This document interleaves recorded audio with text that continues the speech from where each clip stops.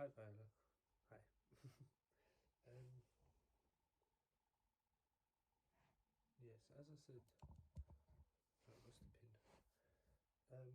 Yeah, as I said in the email, I tried to do a video to help explain it a bit better. So this is just like the iPhone pin you get with the iPhone. So with the roach guard, it's at the moment it's like not behind the blade, if you can see. Sorry, the light is really bad. So the roach guard's not behind the blade at the moment, apart from that little white bit. So what I've discovered is by hand, as long as you apply pressure, you can basically just push it and then twist it out. But the main key is the pressure and then obviously the direction of the twist. So then you can rip one off, but then as we know, it then gets stuck behind the blade. Now, what I've sort of done is like a dummy here. And sorry about the lighting, but on that green bit, let me make the whole bit clearer.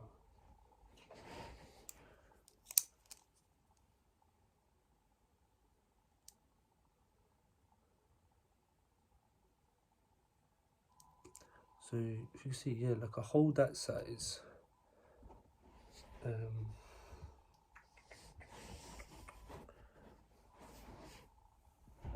no, it's the pin again.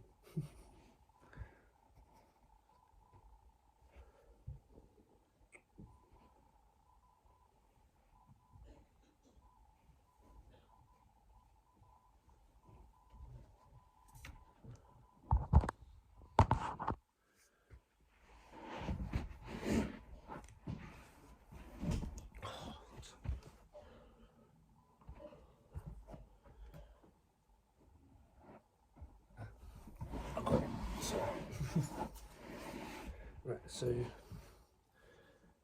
yeah, so if the hole's like this, so it's a quite a big hole.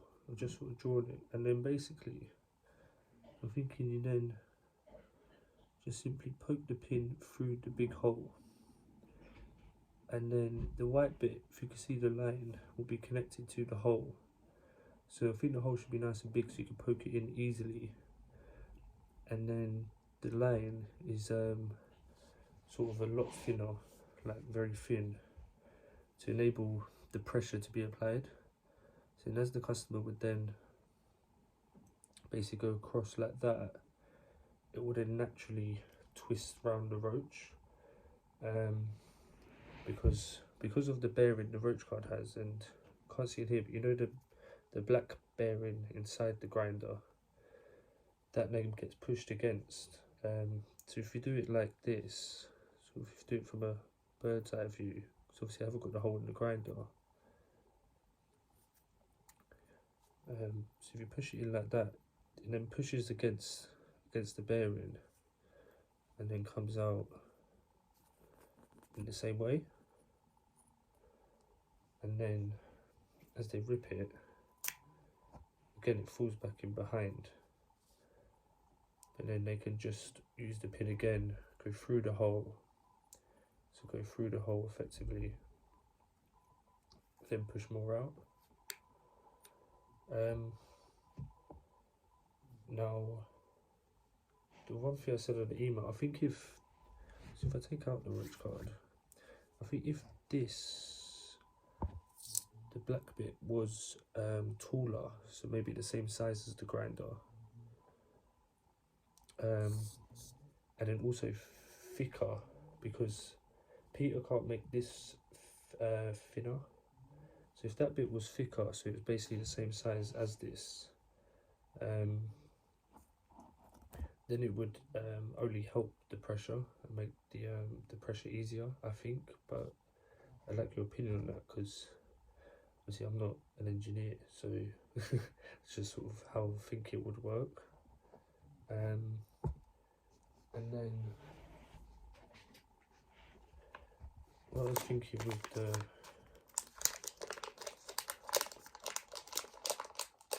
with the pokey is that basically, so the pokey, it stays the same design as before, but then effectively it would just have this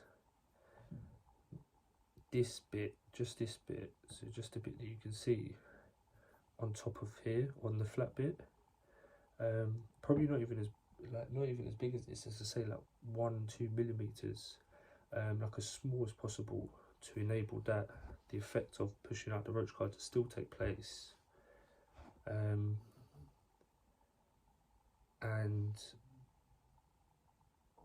it will then enable the pokey to be sort of doubly as useful, and because it's golden pokey, sort of like the key to making the grinder work. I think we'll play on that,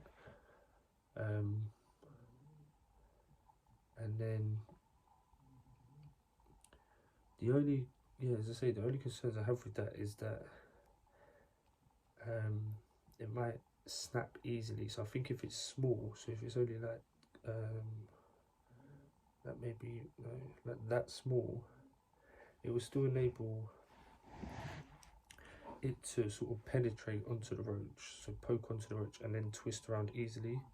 And if it was sharp, because what the thing with the pin that's good is it like proper sort of pokes onto the roach, so you can see it makes a hole, so that enables it to sort of latch onto that bit and then push it around easily.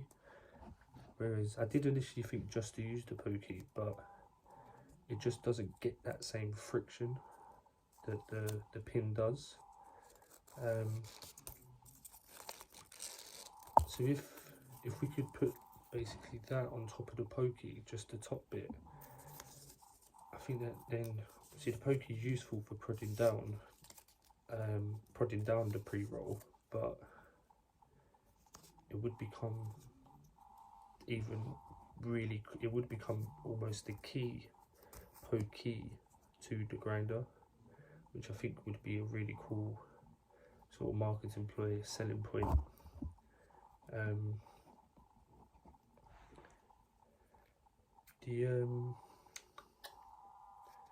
And yeah, I'd say then in that case, so the hole would then be the size of the pokey, and well, sorry, it would be quite large. It would be maybe even as larger than the pokey hole, maybe even as large as this hole, like the cone holder hole here. So it's easily fits in, and then as you go to the white bit, then the white bit's the same size as the pokey, and then the point is then compressed against the roach at that point. So it was effectively work the same as just pushing it through. So the point then gets compressed onto it, and because it's nice and horizontal, it will then just pull through easily. I think because we're calling this the golden pokey because it's golden, it's a pokey. But then we could call it the golden key, effectively, to making the whole thing work. Because the roach guard, I think, is great and everything, but the fact that they have to unscrew the grinder just makes it just a bit fiddly and makes it almost like two different products rather than one simple, easy to use product. Yeah, thank you.